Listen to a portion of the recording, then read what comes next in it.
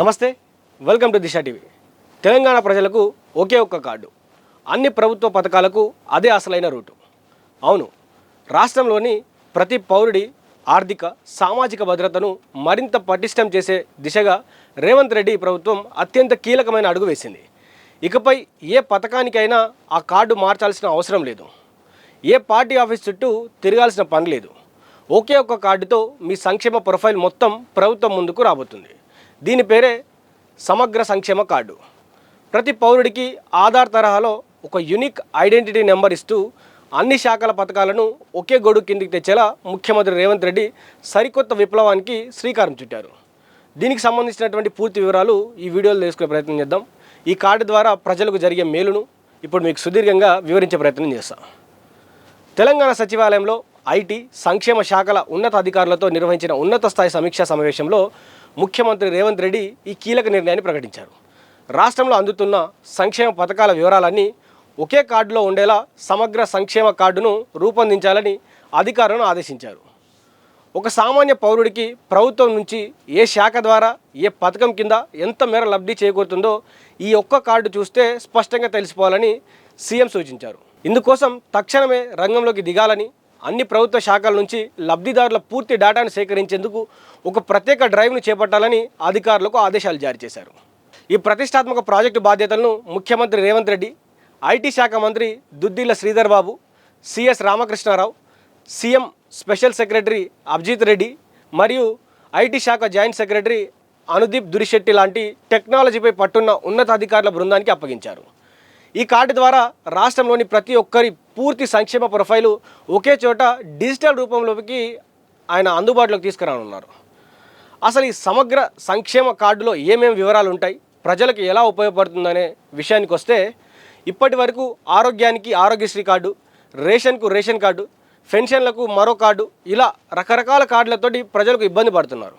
కానీ ఈ కొత్త విధానంతో ఐటీ శాఖ ఆధ్వర్యంలో ఒకే ఒక్క కార్డు రూపొందుతుంది.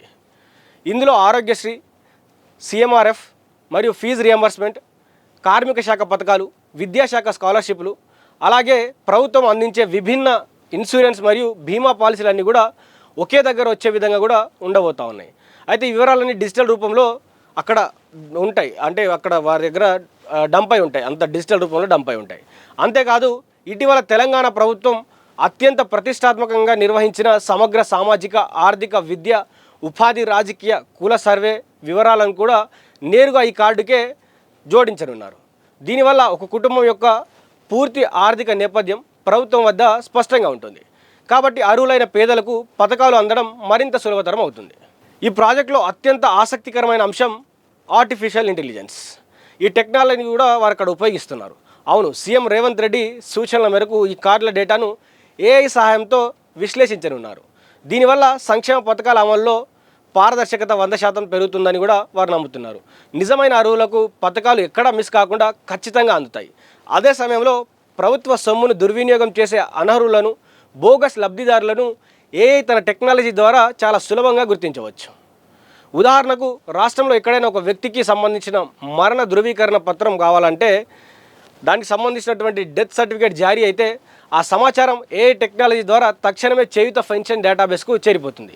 తద్వారా లబ్ధిదారుడు మరణించిన వెంటనే ఆ పెన్షన్ ఆగిపోవడం లేదా వారి కుటుంబంలో అర్హులైన వారికి బదిలీ చేయడం వంటి చర్యలు ఆటోమేటిక్గా జరిగిపోతాయి.